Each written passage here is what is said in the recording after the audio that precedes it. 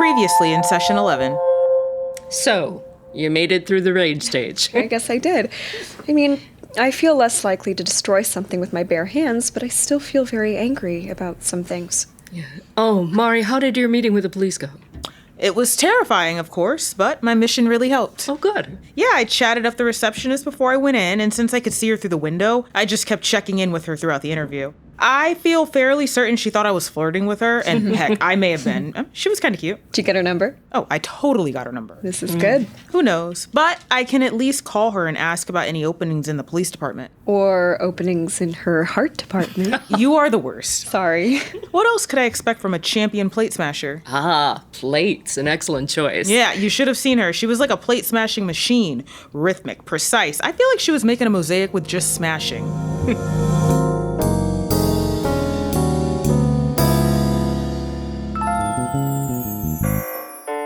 Recorded live at Jalopy Theatre in Brooklyn. Messenger Theatre Company presents The Defense. This is Session 12.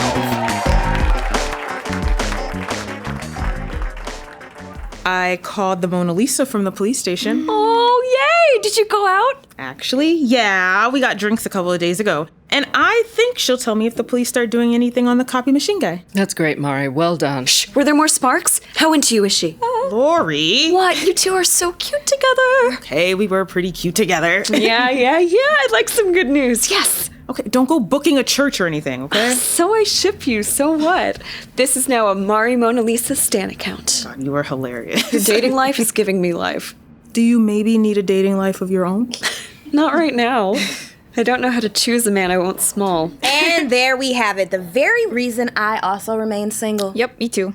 Sorry, y'all, that's tricky, huh? It is. Yep. Very. Very. But don't you think the defense would keep its hands off a man you loved? Aren't most women who are murdered by the very men who supposedly love them? Is that true? Yeah. I just read something about this. Half of murdered women in this country are murdered by their intimate partners. That's horrible. I'm so glad you all have the defense. The worst thing is, I'd almost prefer to be murdered than have the defense kill a man I loved. I get that. Yikes. Aren't there some good ones out there, like nice, kind sorts of men? Sure. Everywhere. Oh, you're joking. Sorry, yeah. No, those aren't so easy to find. Yeah, I suppose I know that. With so many piles of ash behind me, I should know by now. There are some. I know a few.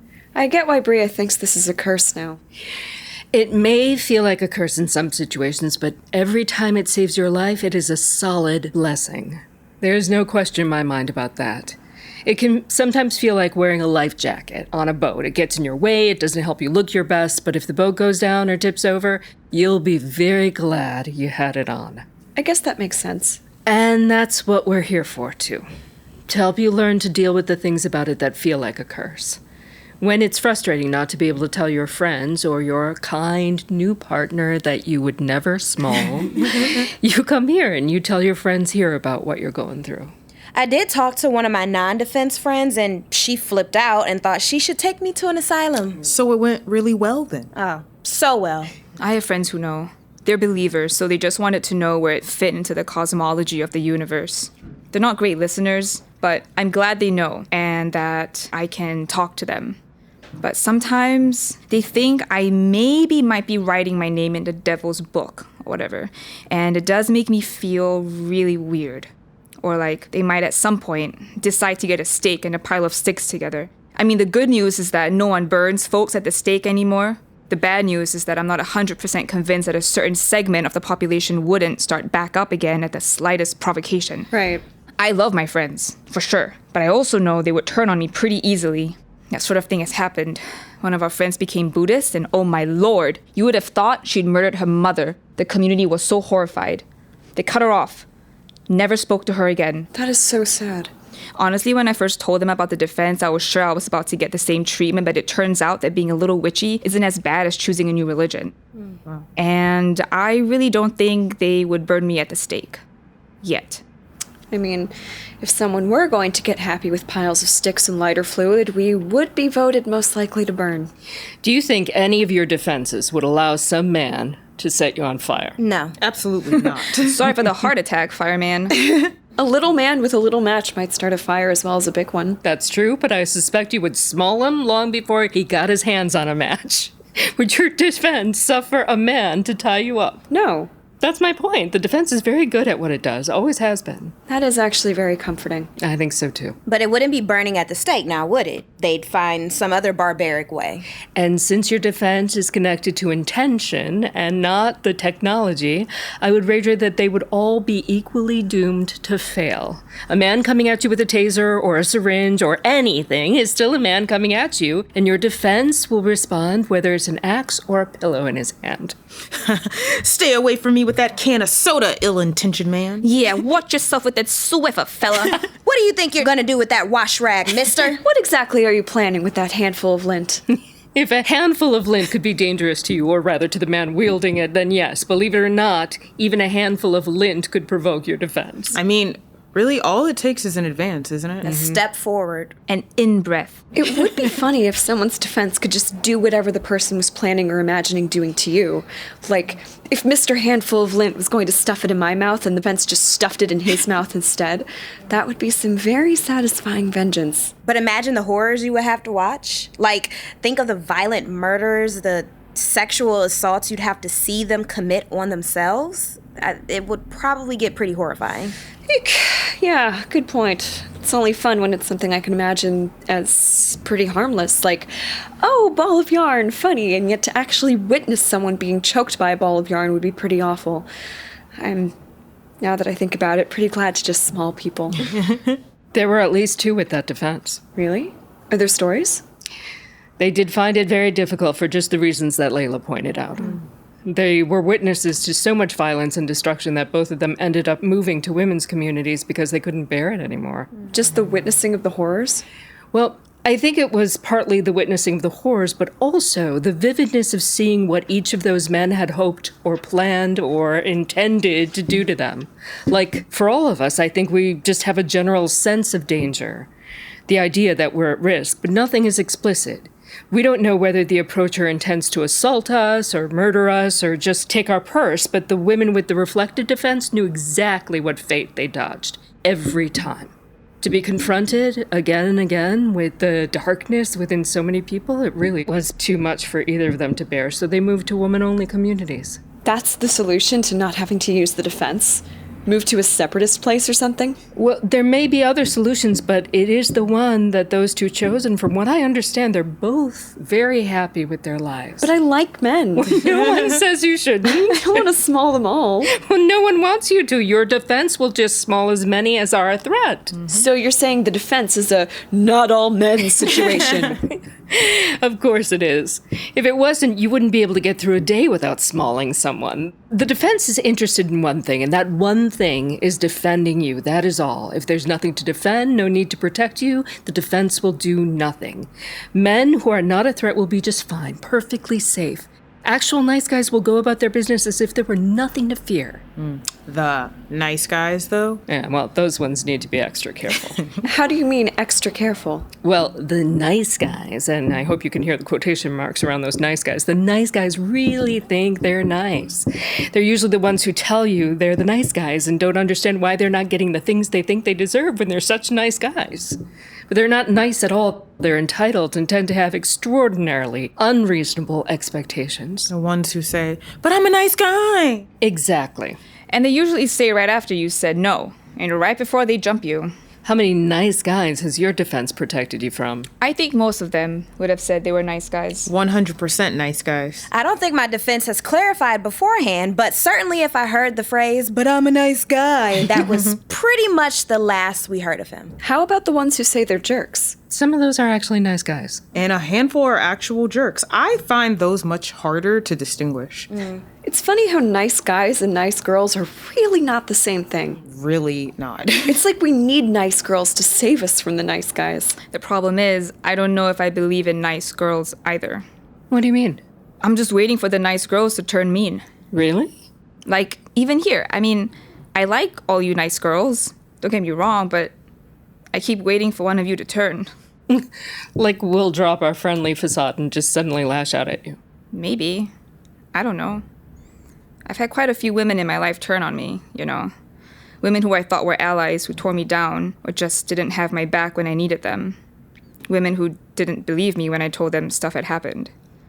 Women can be assholes too, Yeah, no doubt. All my bullies have been women. And you're worried, Bria, that we're going to turn out like those women you've known in the past. I'm waiting for it, I guess. I mean, I don't want it to happen, but I expect it to. Like, we're all gonna have a big fight and the group will fall apart? I don't want it to. I need you, I think I've been waiting for that too. That whole other shoe thing. It makes total sense that you're looking for the cracks in this foundation. Are you bracing yourselves for conflict between us? I just think every story runs into conflict eventually, and I'm waiting for ours. I get it. Does every story have to have conflict? That's what they tell you in literature class. And whose stories have dominated for the last 5,000 years? Whose stories were published and produced or made into movies and TV? Who wins most of the Oscars and the Nobels and the Pulitzers and the Emmys and the National Book Awards? It's men! Men win those awards. Some women have won them. Only recently, really. I'm just saying, men have been in charge of our ideas about stories and even the ways our lives can echo stories for a very long time. All of our models for stories and by proxy for life come from one side of the population. What if we learned connection from stories instead of conflict? What if we don't need to fall apart? I'd like that very much. I'd like it too. So we just sit around and get along? That might be okay. I mean, if you'd rather have a big blow up, that's up to you. Many a group has gone that way. But it's also entirely possible that the attacks that you have been subject to out there in the world are maybe enough conflict for you to have to deal with. And maybe, just maybe, we can find solace in here. We can learn to connect. We can bond. We can eventually make space to help other people. That might be nice, I think. It's hard to trust it. I know. But the alternative to trusting it is to poke at it until it breaks. And I know which I'd prefer. Poking it until it breaks, right? You got me. I definitely volunteer for these groups so I can sabotage them. I knew it. Listen, changing the stories isn't easy, and trusting other people when you have been attacked or threatened or you get the idea so many times, well, it's no wonder you're bracing yourself for disaster. But if you can, I might suggest looking for connection whenever you're tempted to search for difficulty. When you think, there it is, that'll be what breaks us, see if there's something nearby that will connect us. You could be right. This could all fall apart. But it doesn't have to. I don't need to be right. That will help. How do I keep from being right? We all do it. We keep each other connected. If we're all looking for opportunities to connect, we'll keep the net in good working order. The net? The one we're weaving below this trapeze act of creating community. The one that will catch us if we fall. But we're not gonna fall, right? I don't think so. You've got too much going for you. And if you're all aiming at togetherness instead of dissolution, you've got very little to fear. Plus, we've got pancakes. How could you go wrong with pancakes in your corner? Something you said before about all our previous trauma made me curious about something. What's that? I guess, are we more likely to be targets? I feel like everyone here has run into more creeps than most women. I would have thought I'd never small another man again. It'd be a one-and-done situation. Don't forget Mike the Mouse. 2 and done? Oh, and the guy brunch. Okay, 3 and done. Well, one of the unfortunate side effects of having the defense is that we catch all the almost ones. What do you mean, almost? I mean, all the nefarious characters out there who almost did something terrible to you or someone else. If you don't have the defense, those things just pass by your attention. You don't necessarily know when you nearly made contact with a dangerous man. You get a creepy vibe, and then you go on with your day. When you have the defense, you tend to rack them up. We don't have to wonder if we narrowly avoided a creep. We know. Yeah, before I had the defense, I'd have moments where I'd end up alone with some man and I'd feel the hair on the back of my neck stand up, but nothing happened and I was fine. Just mortally terrified for a portion of your day. Oh, that's true. That was exhausting. Just having my wits scared out of me so often. It's better now, isn't it? It is. I feel fear so much less often than I used to. I have a lot more space for other things. Like rage. Yeah. And rage gives me something. Something that fear took away. We don't realize quite how much fear was in charge of our lives until we get a break from it. Are there any plates around here? I'm starting to feel a little smashy again. I'll find you some. We've got a broken dishware box at my church. Yes, please. Field trip. Affirmation before you go? I'm safe, but I'm not safe for everyone.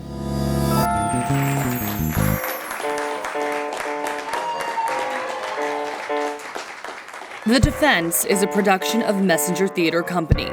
It is performed by Marcella Adams as Leila, Amber Jessie as Mari, Cosmic Kitty as Bria, Kristen Vaughan as Kacey, and Toni Watterson as Lori. The writer-director is Emily Rainbow Davis. Sound design by Matt Powell. Sound engineering by Daniel Massey. Sound assistance by Angela Santillo. Stage management by Ella Lieberman. The producer is Melvin Yen. The Defense theme is by Scott Ethier. I'm Jacki Jing. I'm safe, but I'm not safe for everyone.